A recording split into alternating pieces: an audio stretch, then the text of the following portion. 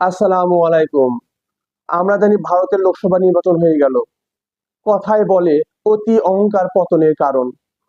লোকসভা নির্বাচনের মাস তিনেক আগে অযোধ্যায় রাম মন্দিরের উদ্ভাবনকে কেন্দ্র করে যেন গোটা দেশ এক ঢেউ তুলে দিয়েছিলেন প্রধানমন্ত্রী নরেন্দ্র মোদী। নিজেকে সঁপে দিয়েছিলেন রামচন্দ্রের চরণে। ভোট পর্বে হিন্দুত্বকেই নিজের ১ নম্বর এজেন্ডা বানিয়েছিলেন তিনি।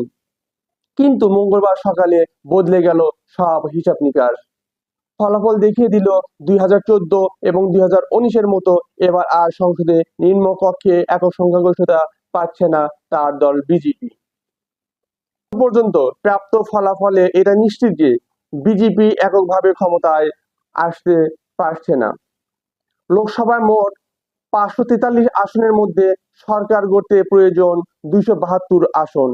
বিজেপি যেসব আসনে এগিয়ে রয়েছে সেগুলোতে জয় ধরলেও আসন সংখ্যা দাঁড়ায় ২৪৪টি।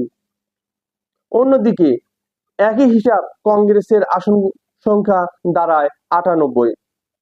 গত লোকসভা নির্বাচনে বিজেপি এককভাবে ৩০৩ আসনে জয় পেয়েছিল।